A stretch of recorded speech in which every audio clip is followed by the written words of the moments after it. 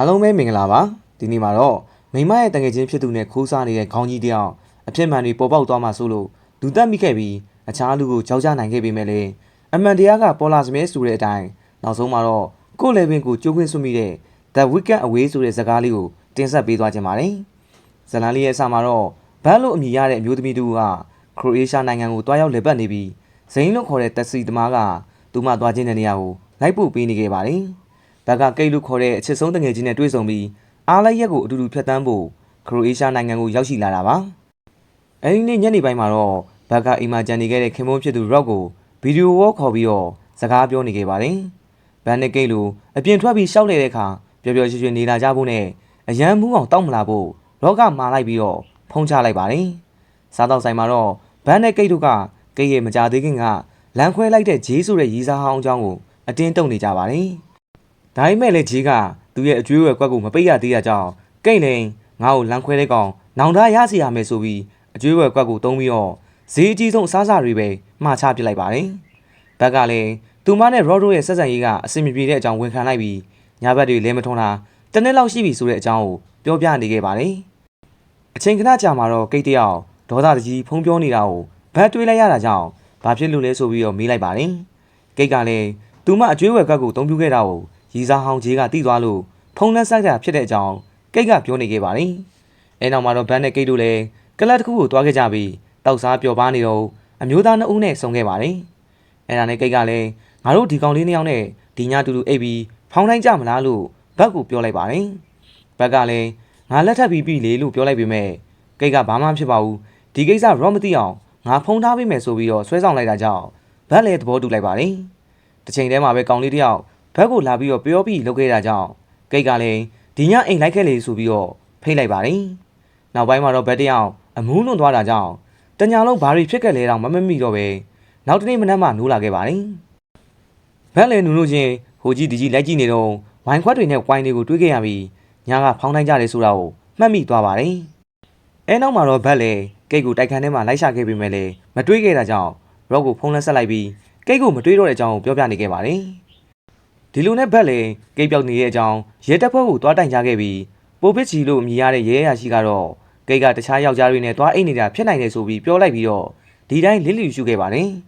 အဲ့ဒါနဲ့ဘတ်လည်းရဲတွေကိုအားကိုးလို့မရဘူးဆိုတာကိုသိသွားပြီးသူမကိုယ်တိုင်ကိတ်ကိုလိုက်ရှာဖို့ဆုံးဖြတ်လိုက်ပါတယ်ဘတ်လည်းတက်စီသမားဇိန်းကိုအကြောင်းစုံပြောပြလိုက်ပြီးဇိန်းကလည်းကူညီပေးဖို့ဆုံးဖြတ်လိုက်ပါတယ်အဲနောက်မှာတော့ဘတ်နဲ့ဇိန်းတို့လည်းကိတ်နဲ့ဘတ်တို့ကလပ်သွားတော့ကတွေးခဲ့တဲ့အမျိုးသားနှစ်ဦးရှိရာကိုလိုက်သွားခဲ့ပါတယ်ဟိုကိုရောက်တော့အမျိုးသားနှစ်ဦးကဘတ်ကိုတွေးလိုက်တာနဲ့ထွက်ပြေးသွားကြလို့ဇိန်းလည်းနောက်ကနေအတင်းပြေးလိုက်သွားပြီးအမျိုးသားတယောက်မိအောင်ဖမ်းလိုက်ပါတယ်အဲ့ဒါနဲ့ဇိန်းလည်းအဲ့ဒီအမျိုးသားကိုအစာအုပ်အဆုံနာကိုခေါ်သွားပြီးအမှန်တိုင်းမပြောရင်ပြစ်ချမယ်လို့ချိန်ချောက်လိုက်ပါတယ်အမျိုးသားကလည်းသူတို့နှစ်ယောက်အဲ့ဒီညကကဲရဲ့လက်ဆွဲအိတ်ကိုခိုးယူပြီးတာနဲ့တန်းပြီးအိမ်ပြန်သွားတဲ့အကြောင်းဘတ်တို့ရဲ့တိုက်ခန်းမှာတညာလုံးမနေခဲ့တဲ့အကြောင်းကိုရှင်းပြခဲ့ပါတယ်ဒီလိုနဲ့ဘတ်လည်းကဲရဲ့ပတ်စံအိတ်နဲ့ဖုန်းကိုအပေါင်ဆိုင်တစ်ခုကနေပြန်ရွေးလာခဲ့ပြီးရဲစခန်းကိုတန်းသွားလိုက်ပါတယ်ရဲစခန်းမှာတော့ကိုဗတ်လို့ခေါ်တဲ့အမျိုးသမီးရဲတယောက်ကကိတ်ပြောက်ဆုံးနေတာကိုဘာလို့တိုင်ကြားချက်ဖွင့်မပေးရလဲဆိုပြီးတော့ပိုပစ်ကိုမေးခဲ့ပါတယ်ပိုပစ်ကလည်းကိတ်ပြောက်နေတာကဒီအတိုင်းယောက်ျားတွေနဲ့တွားပြော့ပါနေတာပဲလို့ထင်လို့တိုင်ကြားချက်မဖွင့်တဲ့အကြောင်းပြန်ပြောလိုက်ပါတယ်အဲနောက်မှာတော့ဘတ်လည်းကိတ်ရဲ့ရီစားဟောင်းဂျေးကိုဖုံးဆက်လိုက်ပြီးကိတ်ပင်မှာလည်းတိလားလို့မေးခဲ့ပါတယ်ဂျေးကလည်းကိတ်ပင်မှာရှိနေလဲဆိုတာကိုသူမသိတဲ့အကြောင်းနဲ့ကိတ်နဲ့စကားမပြောဖြစ်တာတပတ်လောက်ရှိပြီလို့ဘတ်ကိုပြန်ပြောလိုက်တာကြောင့်ဘတ်လည်းအံ့ဩသွားခဲ့ပါတယ်အဲ့ဒါနဲ့ဘတ်ကအကျွေးဝယ်ကကိစ္စကြောင့်ကိတ်နဲ့ဂျေးတို့ရံပြစ်စကားများခဲ့ကြသေးတယ်မလားလို့မေးလိုက်ပေမဲ့လည်းအဲ့ဒီအကျွေးဝယ်ကကိစ္စကိုလည်းသူဘာမှမသိတဲ့အကြောင်းဂျေးကပြန်ပြောခဲ့ပါတယ်အဲ့ဒီနေ့ညနေမှာပဲဘတ်လည်းကိတ်ရဲ့ဖုန်းကိုဖွင့်ကြည့်ဖို့ကြိုးစားခဲ့ပေမဲ့လော့ခတ်ထားတာကြောင့်ဖွင့်မရခဲ့ပါဘူးအဲ့ဒါနဲ့ဘတ်လည်းအပြင်ထွက်လာနေတော့ဇိန်းနဲ့တွေ့ခဲ့တာကြောင့်စကားပြောနေတော့မှဘတ်ရဲ့ခင်ဖွန်ပြသူရော့ကအဲ့ဒီနေရာကိုရောက်လာခဲ့ပါတယ်ဘတ်လည်းရော့ကိုဇိန်းနဲ့မိတ်ဆက်ပေးလိုက်ပြီးဇိန်းကကိတ်ကိုရှာဖို့ကူညီပေးနေတဲ့တက်စီသမားတယောက်ဖြစ်တဲ့အကြောင်းပြောပြနေခဲ့ပါတယ်သူတို့သုံးယောက်စကားပြောနေတော့ဘတ်စီကိုဖုန်းခုတ်ဆူမှုတစ်ခုဝင်လာခဲ့ပြီးကိတ်ရဲ့အလောင်းကိုရှာတွေ့ပြီဆိုတဲ့အကြောင်းပြောပြခဲ့ပါတယ်ဒီလိုနဲ့ဘတ်နဲ့ရော့တို့လည်းကိတ်ရဲ့အလောင်းထားတဲ့ရေခဲတိုက်ကိုချက်ချင်းလိုက်သွားခဲ့ပြီးကိတ်ကရေနစ်သိမ်းဆုံးခဲ့တာဖြစ်ကြောင်းမှုကင်းဆေးဆရာဝန်ကပြောကြားခဲ့ပါတယ်ဒါပေမဲ့လည်းလူသက်မှုလားမတော်ဆမှုလားဆိုတာကိုတော့ဇက်လက်စုံစမ်းစစ်ဆေးရအောင်မယ်ဆိုပြီးရဲတွေကပြောလိုက်တာကြောင့်ဘန်နဲ့ရော့တို့လည်း တိုက်ခန်းကိုပြန်လာခဲ့ပါတယ်။နောက်တနေ့မနက်မှာတော့ Rock ကစိတ်ညစ်နေတဲ့ပုံစံဖြစ်နေတာကြောင့်ဘာဖြစ်လို့လဲဆိုပြီးတော့ဘက်ကမေးလိုက်ပါတယ်။ Rock ကလည်းကိတ်ရဲ့အလောင်းကိုမြင်လိုက်ရတာကြောင့်အိမ်မပြောတဲ့အကြောင်းနဲ့လန်ဒန်ကိုပြန်ကြမယ်လေဆိုပြီးပြောလိုက်ပေမဲ့ဘက်ကတော့ရင်ခွဲစစ်စေးတဲ့ရက်လက်ထွက်လာတဲ့အချိန်ထိဒီမှာနေဦးမဲ့အကြောင်းပြန်ပြောလိုက်ပါတယ်။နောက်ပိုင်းမှာတော့ဘက်ကအသက်ခံလိုက်ရတာဖြစ်တဲ့အကြောင်းရဲရရှိပိုဘေးကဘက်ကိုလမ်းပြောခဲ့ပါတယ်။အဲ့ဒါနဲ့ဘက်လည်းကိတ်ရဲ့ဖုန်းကိုယူလိုက်ပြီးရေခဲတိုက်ကိုချက်ချင်းသွားခဲ့ပါတယ်။ဟိုကိုရောက်တာနဲ့ဘက်လည်းကိတ်ရဲ့ဖုန်းကိုထုတ်လိုက်ပြီးလော်ဖွင့်ဖို့အတွက်ကိတ်ရဲ့မျက်နှာကိုအသုံးပြုခဲ့ပါတယ်။ပြီးရတဲ့ဘက်လည်းကိတ်ရဲ့ဖုန်းကိုစစ်ဆေးကြည့်လိုက်တဲ့အချိန်မှာဟန်ဒီမန်လို့နာမည်ပေးထားတဲ့ဖုန်းနံပါတ်တစ်ခုကိုကိတ်ကအချိန်ပေါင်းများစွာဖုန်းခေါ်ထားတာကိုတွေးလိုက်ရပါတယ်။ဘက်လည်းအဲ့ဒီဖုန်းနံပါတ်ကိုခေါ်ကြည့်လိုက်တဲ့အချိန်မှာတော့တစ်ဖက်ကပြန်ဖြေတဲ့သူကသူ့ခင်ဖုန်း rock ဖြစ်နေတာကိုတီးလိုက်ရတာကြောင့်အံ့ဩသွားခဲ့ပါတယ်။အဲ့ဒါနဲ့ဘက်လည်းကိတ်ရဲ့ဖုန်းထဲမှာရှိတဲ့ message တွေကိုလိုက်စစ်ဆေးကြည့်လိုက်တဲ့အချိန်မှာတော့အချစ်ဆုံးတငယ်ချင်းနဲ့ကိတ်နဲ့ခင်ဖုန်းဖြစ်သူ rock တို့ကသူ့နောက်ကွယ်မှာခိုးစားနေခဲ့ကြတာကိုသိသွားခဲ့ပါတယ်။တစ်ဖက်မှာလည်းရဲတွေကကိတ်နဲ့ဘက်တို့ရဲ့သွေးထဲမှာမူရစ်ဆေးဝါးတွေတုံးခဲ့တယ်ဆိုတဲ့အထောက်အထားတွေကိုတွေးရှိသွားခဲ့ပြီးဘက်ကကိတ်ကိုမူရစ်ဆေးဝါးတွေကျွေးပြီးတပ်ပစ်လိုက်တာဖြစ်နိုင်တယ်ဆိုပြီးယုံကြည်နေခဲ့တာကြောင့်ဘက်ရဲ့နိုင်ငံကူးလက်မှတ်ကိုလည်းတင်ထားလိုက်ပါတယ်။အဲနောက်မှာတော့ဘက်လည်းဇိန်းကိုကိတ်နဲ့ rock တို့သူမနောက်ကွယ်မှာခိုးစားနေတဲ့အကြောင်းပြောပြလိုက်ပါတယ်။ဇိန်းကလည်းကိတ်ကို rock တပ်ပစ်လိုက်တာဖြစ်နိုင်မလားဆိုပြီးဘက်ကိုမေးလိုက်ပါတယ်။ဒါပေမဲ့လည်းကိတ်ပြောက်သွားတဲ့ညမှာ rock ကလန်ဒန်မှာပဲရှိနေတာကြောင့်သူတက်တာမဖြစ်နိုင်ဘူးဆိုပြီးဘက်ကဇိန်းကိုပြန်ပြောလိုက်ပါတယ်။ဒီလိုနဲ့ဘက်လည်းသူနဲ့ကိတ်တို့အတူနေခဲ့တဲ့တိုက်ခန်းကိုပြန်လာခဲ့ပြီးမှန်တခုရှိမှရက်နေတော့မှန်ရဲ့အပေါ်ပိုင်းလေးမှာတက်ဆင်ထားတဲ့လှုပ်ဝက်ကင်မရာတစ်ခုကိုတွေ့သွားခဲ့ပါတယ်။အဲ့ဒါနဲ့ဘက်လည်းလှုပ်ဝက်ကင်မရာရဲ့မှတ်တမ်းတွေကိုကြည့်လိုက်တဲ့အချိန်မှာသူတို့နဲ့ကလပ်မှာတွေ့ခဲ့တဲ့အမျိုးသားနှစ်ယောက်ကကိတ်ရဲ့အိတ်ကိုခိုးယူသွားတာကြောင့်ကိတ်ကနောက်ကနေတက်စီတစ်စီးနဲ့လိုက်သွားခဲ့တာကိုတွေ့လိုက်ရပါတယ်။ဘက်လည်းဂိတ်စီးသွားတဲ့တက်စီနှစ်ဘက်ကိုမှတ်ထားလိုက်ပြီးမှတ်တမ်းတွေကိုစက်ကြည့်လိုက်တဲ့အချိန်မှာကိတ်တိုက်ခန်းကိုပြန်လာတဲ့အချိန်စီးလာတဲ့ကားကတက်စီမဟုတ်တော့ပဲအခြားအိတ်စီးကားတစ်စီးဖြစ်နေတာကြောင့်ဘက်လည်းကားနှစ်ဘက်ကိုမှတ်ထားလိုက်ပါတယ်။နောက်တနေ့မှာတော့ဇိန်းကဘက်ကိုတက်စီကုမ္ပဏီတစ်ခုကိုခေါ်သွားခဲ့ပြီးပတ်စံအိတ်ခိုးသွားတဲ့လူတွေကိုကိတ်နောက်ကနေလိုက်ခဲ့တဲ့အချိန်တုန်းကစီးခဲ့တဲ့တက်စီရဲ့ရင်မောင်းကိုရှာဖွေခဲ့ပါတယ်။တက်စီရင်မောင်းကိုရှာတွေ့တဲ့အချိန်မှာတော့ရင်မောင်းကသူတို့ကားကရှေ့ကအိတ်ခိုးသွားတဲ့လူတွေရဲ့ကားကိုမျက်ခြေပြတ်သွားခဲ့တာကြောင့်ကိတ်ကိုရဲစခန်းကိုလိုက်ပို့ပေးခဲ့တဲ့ကြောင်းဘက်တို့ကိုပြောပြလိုက်ပါတယ်။သူတို့စကားပြောနေတော့ကိတ်ကိုဘက်ကတတ်လိုက်တာဖြစ်နိုင်တယ်လို့ယုံကြည်နေတဲ့ရဲတွေကဘက်ကိုဖမ်းဖို့အဲ့ဒီနေရာကိုရောက်လာခဲ့ပါတယ်။အဲ့ဒါနဲ့ဘက်လည်းထွက်ပြေးဖို့လုပ်နေတော့ရဲရရှိပိုပစ်စီးလာတဲ့ကားရဲ့နံပါတ်ကကိတ်တယောက်တခိုးတွေကိုလိုက်ဖမ်းတဲ့ညကတိုက်ခန်းကိုပြန်လာတဲ့အချိန်လိုက်ပို့ပေးတဲ့ကားရဲ့နံပါတ်နဲ့အတူတူဖြစ်နေတာကိုတွေ့သွားခဲ့ပါတယ်။အဲနောက်မှာတော့ဇိန်းနဲ့ဘက်တို့လည်းရဲတွေအဖမ်းမခံပဲအဲဒီနေရာကနေထွက်ပြေးခဲ့ကြပြီးနေရာတစ်ခုမှပုံအောင်နေတော့ဘက်ကကိတ်ပြောင်းသွားခင်ကိတ်ကိုတိုက်ခန်းကိုပြန်လိုက်ပို့ပေးတဲ့ကားကရဲရရှိပို့ပေးတဲ့ကားဖြစ်တဲ့ကြောင်းကိတ်ကိုတက်လိုက်တာကပိုပေးဖြစ်နိုင်တယ်ဆိုပြီးတော့ဇိန်းကိုပြောပြခဲ့ပါတယ်။တစ်ချိန်တည်းမှာပဲရဲတွေကသူတို့နောက်ကိုလိုက်လာတာကြောင့်ဇိန်းကအဖမ်းခံလိုက်ပေမဲ့ဘက်ကတော့တခြားတနေရာကိုထွက်ပြေးခဲ့ပါတယ်။ဘက်ထွက်ပြေးတာကိုမြင်လိုက်တဲ့ရဲရရှိပိုပေးကလည်းသူ့နောက်ကိုချက်ချင်းပြေးလိုက်သွားခဲ့ပြီ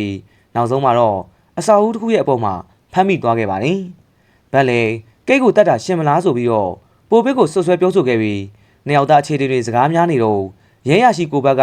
ကအဲဒီနေရာကိုရောက်လာခဲ့ပါတယ်။ဘက်နဲ့ပိုပေးတို့လည်းအပြန်အလှန်ညင်းနေကြတော့အစာအုပ်ရဲ့အဆုံကိုရောက်သွားခဲ့ချိန်မှာတော့ပိုပေးတယောက်မတော်တဆခြေချော်ပြီးတော့အစာအုပ်ပေါ်ကနေပြုတ်ကျပြီးတော့တိတ်ဆုံးသွားခဲ့ပါတယ်။အဲနောက်မှာတော့ဘက်လည်းရဲစခန်းကိုတွားရောက်ခဲ့ပြီးရဲရရှိကိုဘက်ကဘက်ပြောလိုက်တဲ့အတိုင်းလိုက်ရှာကြည့်လိုက်တဲ့အချိန်မှာလိုဝက်ကင်မရာနဲ့ရိုက်ကူးထားတဲ့မှတ်တမ်းကိုယူနိုင်ခဲ့ပါတယ်။ပိုဘေကကိတ်ကိုတိုက်ခန်းကိုပြန်လိုက်ဖို့တဲ့အချိန်မှာတူတူလေထုံမှုတောင်းဆိုခဲ့ပေမဲ့ကိတ်ကညင်းလိုက်တာကြောင့်သူမကိုပိုဘေကတပ်ပစ်လိုက်တာဖြစ်နိုင်တယ်ဆိုပြီးရဲရရှိကိုဘက်ကဘက်ကိုပြောပြခဲ့ပါတယ်။အဲ့ဒါတည်းမဟုတ်ပဲပိုဘေစ်လို့ယူဆရတဲ့အမျိုးသားတူကကိတ်ကိုရေထဲကိုတွန်းချပစ်လိုက်တဲ့ CCTV မှတ်တမ်းတစ်ခုကိုလည်းကိုဘက်ကဘက်ကိုပြခဲ့ပါတယ်။ပြီးတော့ဘက်ကိုလူသက်သမားလို့မှားယွင်းဆွဆွဲမိတဲ့အတွက်လည်းတောင်းပန်တဲ့အကြောင်းကိုဘက်ကပြောလိုက်ပြီးတော့သူမရဲ့နိုင်ငံကူးလက်မှတ်ကိုပြန်ပေးလိုက်ပါတယ်။အဲနောက်မှာတော့ဘက်လည်းလန်ဒန်ကိုပြန်သွားခဲ့ပြီ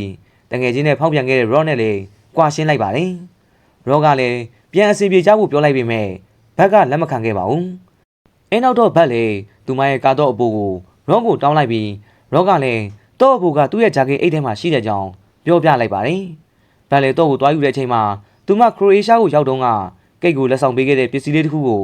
Rock ရဲ့ဂျာကင်အိတ်ထဲမှာရှာတွေ့ခဲ့ပါတယ်။ဒီလိုနဲ့ဘက်လည်းရေချိုးခန်းထဲကိုဝင်ပြီးရဲရရှိကိုဘက်ကိုဖုံးဆက်လိုက်ပါတယ်။လူသက်သမားကဘသူဆိုတာကိုဘက်ကမပြောခင်မှာပဲရေချိုးခန်းထဲကို Rock ကဝင်လာတာကြောင့် ဘတ်လည်းရင်းရရှိကိုဘက်ကိုခေါ်ထားတဲ့ဖုန်းကိုမချပစ်ပဲဖုန်းကိုအိတ်ကက်ထဲကိုထည့်လိုက်ပါတယ်တစ်ဖက်မှာရဲရရှိကိုဘက်ကလည်းဘက်စီကဘာတမ်းမှမကြားရတော့တာကြောင့်ဘာတွေဖြစ်နေလဲဆိုတာကိုသိရဖို့ဖုန်းကိုကင်ထားပြီးစောင့်နေခဲ့ပါတယ်အဲနောက်မှာတော့ကိတ်ကိုတတ်လိုက်တာရှင်မလားဆိုပြီးတော့ရော့ကိုဘက်ကဆွဆွဲပြောဆိုခဲ့ပါတယ်ရော့ကညင်ဖို့ကြိုးစားခဲ့ပေမဲ့သူ့ရဲ့ဂျာကင်အိတ်ထဲမှာတွေ့ခဲ့တဲ့ကိတ်ရဲ့ပစ္စည်းလေးကိုဘက်ကထုတ်ပြလိုက်တာကြောင့်ညင်မရဖြစ်သွားခဲ့ပါတယ်နောက်ဆုံးမှာတော့ရော့ကကိတ်ကိုတတ်လိုက်မိကြောင်းဝန်ခံခဲ့ပေမဲ့အဲ့ဒါကဒီတိုင်းမတော်တဆဖြစ်သွားတာပါဆိုပြီးတော့ပြောခဲ့ပါတယ်တကယ်တော့ရဲရရှိပိုဘေးကကိတ်ကိုတိုက်ခန်းကိုလိုက်ပို့ပေးပြီးတော့အချိန်ခဏအကြာမှာကိတ်နဲ့ရော့တို့ကနေရာတစ်ခုမှတွေ့ဆုံခဲ့ကြတာပဲဖြစ်ပါတယ်ကိတ်ကရော့နဲ့ဖောက်ပြန်မိတာကြောင့်နောက်သားရတဲ့အကြောင်းနဲ့သူတို့နှစ်ယောက်ကြားကအမှန်တရားကိုဘတ်ကိုဖွင့်ပြောမဲ့လုပ်နေတာကြောင့်ရော့ကဘတ်မသိအောင်ခရိုအေးရှားကိုတိတ်ဆိတ်လိုက်လာခဲ့တာပဲဖြစ်ပါတယ်အဲနောက်တော့ရော့လည်းကိတ်နဲ့ကန်းသားတစ်ခုမှတွေ့ဆုံခဲ့ကြပြီးစကားများခဲ့ကြရကနေရော့ကကိတ်ကိုရေထဲကိုတွန်းချပြီးတော့တပ်ပစ်လိုက်တာပဲဖြစ်ပါတယ်ရဲရရှိကိုဘက်ပြခဲ့တဲ့ CCTV မှတ်တမ်းတွေကကိတ်ကိုရေထဲကိုတွန်းချခဲ့တဲ့လူကလည်းပိုပေးမဟုတ်ပဲရော့ပဲဖြစ်ပါတယ်ရော့လည်းအမှုကပိတ်သွားပြီဖြစ်တာကြောင့်ဒီတိုင်းထားလိုက်ဖို့နဲ့ရဲကိုမတိုင်ကြဘူးပြောလိုက်ပေမဲ့အရာအားလုံးကနောက်ကျသွားခဲ့ပါပြီဘဲရဲ့ဖုန်းခေါ်ဆိုမှုကိုမချဘဲဆက်နာထောင်ခဲ့တဲ့ရဲရရှိကိုဘက်ကအဖြစ်မှန်တွေအားလုံးကိုသိသွားခဲ့ပါပြီအဲ့ဒါနဲ့ရော့လည်းဘက်ကိုရိုက်နှက်ဖို့လှုပ်လိုက်ပေမဲ့ဘက်ကရော့ရဲ့ခေါင်းလောင်းနှလုံးကိုခြေထောက်နဲ့ခံလိုက်ပြီးကလေးကိုခေါ်ပြီးတော့ထွက်ပြေးသွားခဲ့ပါတယ်နောက်ဆုံးမှာတော့ရဲကားတွေကရော့ကိုဖမ်းဆီးဖို့အလင်းမြန်သွားနေကြတဲ့မြင်ကွင်းလေးကိုပြသထားရင်းနဲ့ဇလန်းလေးနဲ့အဆုံးသတ်သွားခဲ့ပါတယ်ကြည့်ရှုအားပေးတဲ့ပရိသတ်တယောက်ချင်းစီတိုင်းကိုအထူးပဲကျေးဇူးတင်ပါတယ်